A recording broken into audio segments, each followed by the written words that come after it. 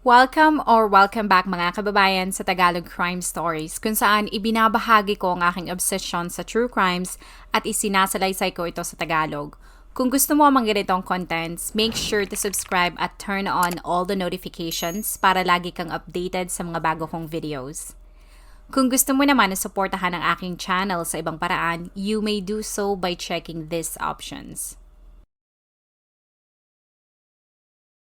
Noong September 15, 2023, habang ako ay nagche-check ng bagong kaso na pwede kong ma-feature galing sa ibang kontinente, ay nakita ko ang balitang ito mula sa bansang Liberia na matatagpuan sa West Africa.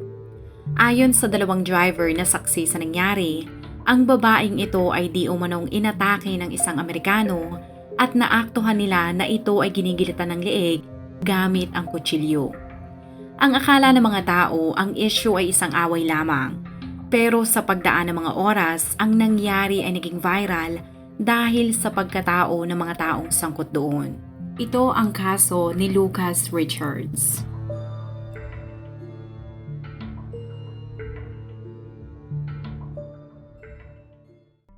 Si Lucas ay pinanganak sa maliit na bayan sa Arnoldville, Louisiana. Nagtapos siya sa Louisiana High noong 2008 at nakuha niya ang kanyang degree sa Bible and Theology sa Tyndale Theological Seminary sa Netherlands. Pagkatapos noon, siya ay naging direktor ng Ireland Outreach International mula 2011 hanggang 2015. Mula sa pagiging isang simpleng miyembro ng simbahan, sumali siya sa organisasyon na tinatawag na CMML o Christian Missions in Many Lands. Ito ay isang non-profit faith-based organization na itinatag noong 1921. Ang kanilang misyon ay magpalaganap ng salita ng Diyos. Sa video na ito ay pinasalamatan niya ang mga tao na nagbibigay ng suporta at walang sawang nagdadasal para sa ikatatagumpay na kanilang misyon na magpalaganap ng salita ng Diyos sa 5 tribo na nakatira sa Gola Conny District na makikita sa Grand Cape, Mount County, Liberia. Ayon sa ulat ay 75% ng mga tao doon ay Muslim.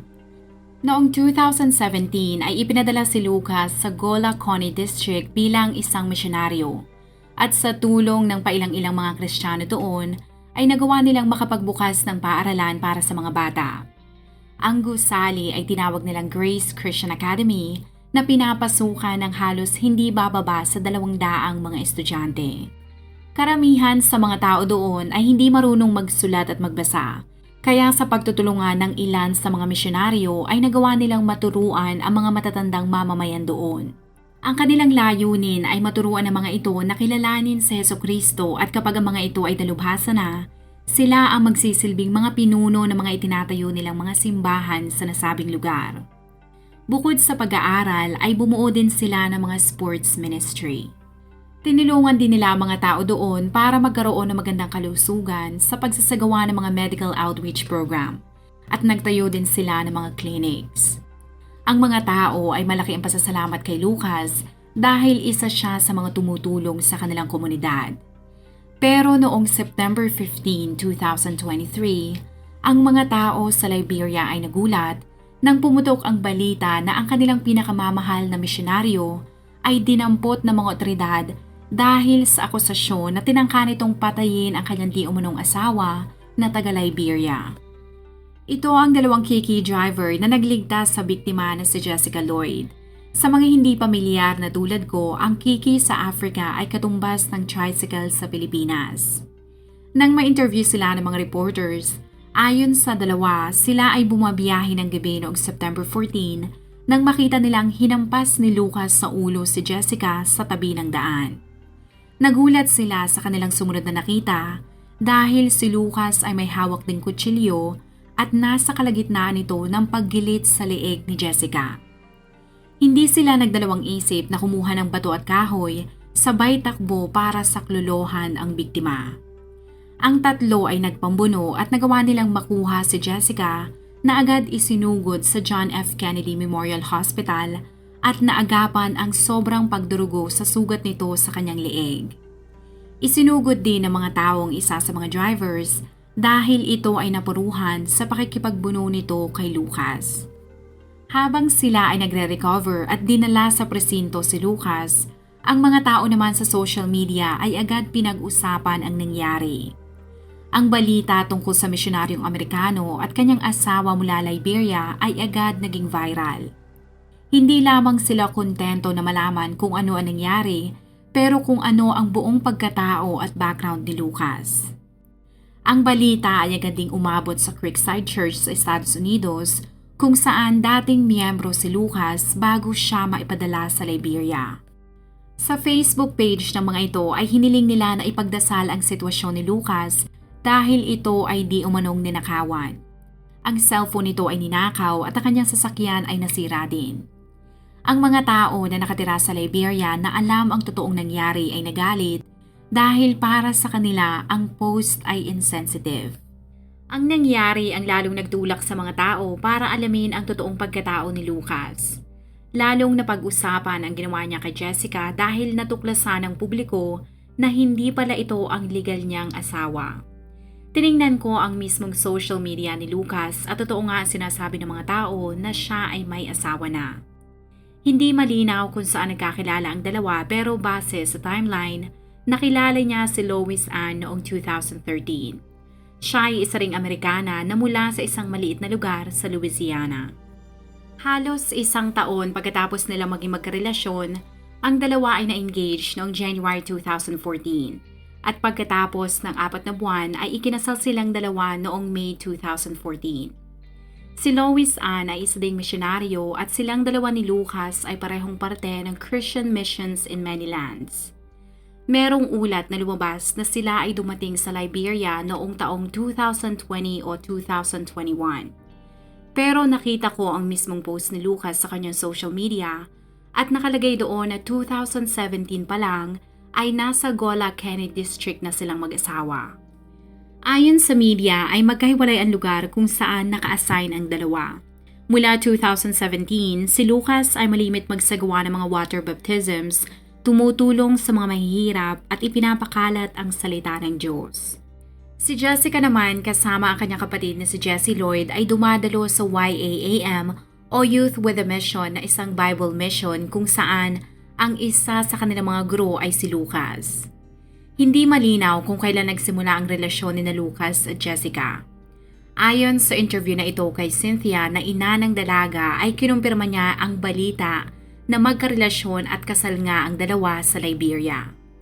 Sa harap ng kamera ay sinabi niya na hiningi ng misyonaryo ang kamay ng kanyang anak para mapakasalan ito at hindi naman nila ito tinutulan. Bago ko ipagpatuloy ang kwento ay maaaring napakamot at tumaas ang kilay mo sa iyong narinig. Pero maaaring ang isa sa dahilan kung bakit niya pinayagan na maikasal ang kanyang anak sa may asawa ng misyonaryo ay dahil sa tradisyon at kultura sa Liberia. Base sa Liberian Civil Code, iligal sa bansang yon ang pag-aasawa na mahigit sa isang babae. Pero papayag lamang ang kanilang gobyerno kapag ang ikakasal ay miyembro ng isa sa mga tribo. Maaari nilang gamitin ang tinatawag na customary law kung saan papayagan silang maikasal sa isang lalaking kasal na kapag sila ay miyembro ng isa sa 5 tribo sa Liberia. Ang mga lalaki na parte ng mga nasabing tribo at naninirahan sa liblib at maliit na lugar sa Liberia ay maaaring makapag-asawa ng 4 na babae dahil iginagalang ng gobyerno ang kultura ng mga tribo. Ang nasabing batas ang nakitang butas ni Lucas para mapakasalan si Jessica kahit siya ay may asawa na. Ayon kay Cynthia ay tinanong niya ito kung alam ba ni Lois Ann ang kanyang ginagawa na gusto pa nitong kumuha pa ng isang asawa. Di umano'y sinabi nito na alam at payag ang kanyang legal na asawa na kumuha pa siya ng isa pang asawa dahil si Lois Ann ay matanda na. Ang litratong ito ang magpapatunay na nagkaroon nga ng traditional wedding ang dalawa. Isang araw pagkatapos magbigay ng mga salaysay ang ina at mga drivers na tumulong kay Jessica, lumabas naman ang video ni Lucas. Sa video na ito ay sinabi niya ang kanyang bersyon ng mga pangyayari noong gabi ng September 14. Katulad ng nabanggit ng Creekside Church, sinabi niya na siya ay ninakawan at itinanggi niya na ginilit niya ang leeg ni Jessica. Sa video ay sinabi nito na kasama niya ito noong gabi na yun dahil humingi si Jessica sa kanya ng $150. Nang maibigay niya ang pera ay di umano'y nakiusap ito sa kanya para bumili ng pagkain sa isang tindahan. Kaya sumakay silang dalawa sa kanyang sasakyan. Nang makabili na sila ng groceries ay nagdesisyon siya na hindi na niya ito ihahatid sa bahay ng kanyang mga magulang. Kaya ibinaba niya ito sa isang bahagi ng kalsada para maghintay ng sasakyan. Pagkababa ni Jessica ay lumabas rin siya dahil di umano'y may problema ang isa sa mga gulong na kanyang sasakyan. Habang inaayos niya ito ay di umano'y bigla na lamang sinagasaan ng KK driver si Jessica na naging dahilan kung bakit ito tumilapon sa kanal. Ipinaliwanag niya na maaaring gumulong at nabagok ang ulo nito sa kanal na naging sanhi ng sugat nito sa leeg. Ayon kay Lucas, agad siyang tumakbo papunta sa kinaroroonan ni Jessica para tulungan ito. Pero nagulat na lamang siya nang ang mga drivers ay sumigaw sa mga tao at sinabi ng mga ito na siya ang nanakit kay Jessica. Sa huling bahagi ng video ay sinabi niya na siya ay inosente at ang dalawang lalaki ay mga sinungaling dahil gusto lamang ng mga itong makahuthut ng pera sa kanya sa pag-aakala na siya ay mayaman. Pero kahit anong palusot ang kanyang gawin, ang mga tao sa Liberia ay mas pinaniwalaan ang sinabi ng mga KK drivers na iniligtas ng mga ito si Jessica. Ang dalawang drivers ay pinuri ng publiko dahil kung hindi sila naging alisto, ay maaaring pinaglalamayan na si Jessica. Pagkatapos ng interview kay Cynthia, ang Creekside Church na naunang humingi ng dasal para kay Lucas ay nag-post muli sa kanilang official Facebook page. Ayon sa post, ang unang impormasyon na kanilang nakuha mula kay Lucas ay ninakawan ito. Pero nagbago ang kanilang opinyon sa nangyari nang ito ay mabalitaan nilang kakasuhan ng attempted murder at aggravated assault. Sa post ay ibinahagi nila na ang asawa ni Lucas na si Lois Ann at kahit sila ay hindi alam na pinakasalan nito sa isang traditional ceremony si Jessica. Nilinaw nila na dahil ito ay nagkaroon ng extramarital relationship ay hindi na nila ito susuportahan at hindi na rin nila ito kinikilala bilang isang tao na nagre-representa sa kanilang simbahan. Kasabay ng paglalabas ng statement ng Creekside Church ay ang parehong araw din kung kailan humarap sa media si Jessica. Dahil sa pulisiya ng YouTube, hindi ko maipakita ang interview. Pero kung matyaga kang maghahanap ay makikita mo ang interview niya. Ayon kay Jessica ay totoong balita na asawa niya si Lucas dahil sa nangyaring traditional ceremony. Tinawag niya rin itong sinungaling dahil ang totoo ay ito ang nagtangka sa kanyang buhay. Isinuwalat din niya na bago ang pagtatangkang paggilid sa kanyang leeg ay nagdadalang tao siya pero nalaglag ang sanggol nang turukan at painumin siya ni Lucas ng gamot na hindi inireseta sa kanya ng doktor. Hindi niya sinabi kung kailan yun nangyari dahil nang ginawa ko ang script ng video na ito ay hindi pa inilalabas ng mga otoridad ang lahat ng impormasyon kaya nagbabase lamang ako sa kung ano ang mga sinabi niya sa kanyang interview. Pero ang malinaw ay sinabi niya na pagkatapos malaglag ng sanggol ay pumunta si Lucas sa kanilang bahay para maayos ang kanilang problema at humingi ng tawad sa kanyang ina. Nilinaw niya rin na kahit sila ay kasal na, hindi niya kasama ang misyonaryo sa apartment nito. Ibinahagi ni Jessica na noong gabi ng September 14, 2023, dumating ng kusa si Lucas sa bahay ng kanyang mga magulang dahil gusto nitong makipag-ayos at bilhan siya ng mga pagkain na makakatulong sa kanyang recovery. Pumayag siyang makipag-usap dito at pumunta sa grocery store. Nang sila ay pabalik na sa bahay ng kanyang mga magulang, ay sinabi sa kanya ni Lucas na babalik na ito sa Louisiana at maaari itong bumalik sa Liberia. Pero hindi ito sigurado. Sila ay nagkaayos at habang binabaybay nila ang kalsada ay itinigil ni Lucas ang sasakyan sa isang madilim at madabong bahagi ng daan dahil ito ay di umanong iihi. Bago nito binuksan ang pintuan ay kinuha nito ang kutsilyo dahil nag-aalala si Lucas na baka may ahas na basta-basta na lamang umatake sa kanya. Sinabi ni Jessica na niyaya siya nito sa labas ng sasakyan dahil nag-aalala ito na umihi sa madilim na lugar. Noong una ay tumanggi siya pero nang nakita niya na ito ay napatalon sa gulat dahil sa di umanong hayop na lumapit ay lumabas na rin siya ng sasakyan. Ang walang kamalay-malay na si Jessica ay hindi alam na noong panahon na yon ay nagkukumari lamang ang misyonaryo dahil ang gusto talaga nito ay mapalabas siya sa sasakyan para maisagawa ang kanyang masamang balak. Nang lumabas siya sa sasakyan ay nakakita sila ng mga tao na naglalakad, kaya nang ito ay tapos ng umihi ay bumalik silang dalawa sa loob ng SUV. Pinaandar muli ni Lucas ang sasakyan pero sa halip na dumiretso sila sa bahay ng mga magulang ni Jessica, ay itinigil muli nito ang sasakyan sa sementeryo. Sa salaysay ni Jessica ay gusto ni Lucas na mag-usap sila sa sementeryo.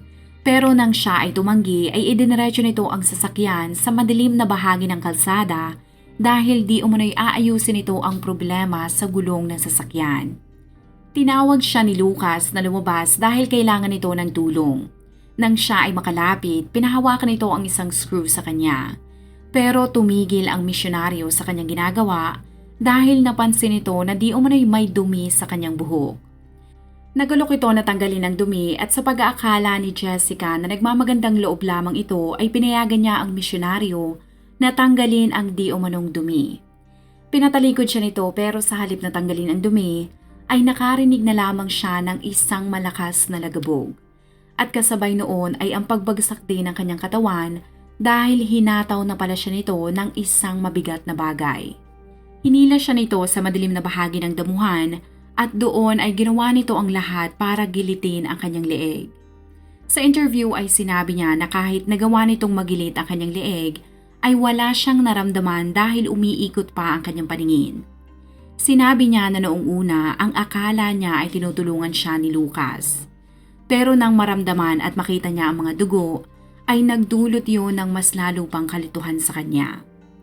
Ibinahagi rin niya na ang dalawang Kiki drivers ang dahilan kung bakit siya ay buhay pa.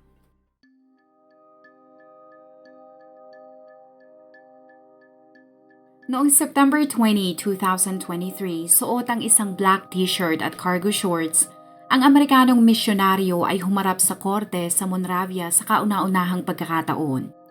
5 araw pagkatapos niyang maaresto, opisyal siyang kinasuhan ng attempted murder at aggravated assault ng Liberia National Police.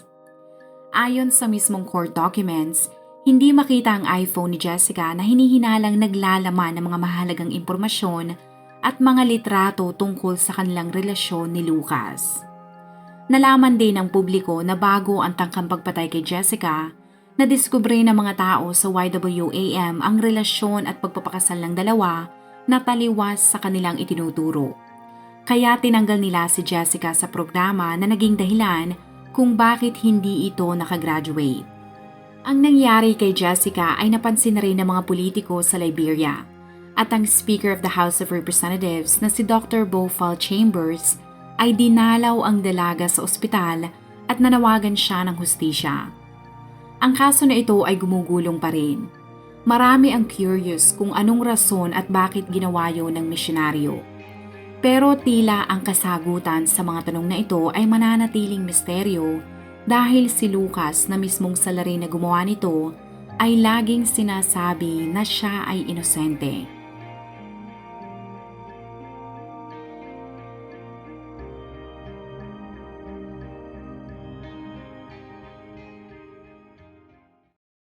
Kung ikaw ay nakinig hanggang sa dulo ng video na ito, maraming salamat sa panonood sa episode na ito.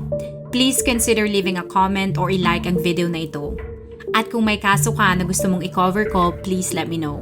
Magandang araw sa iyo, kabayan.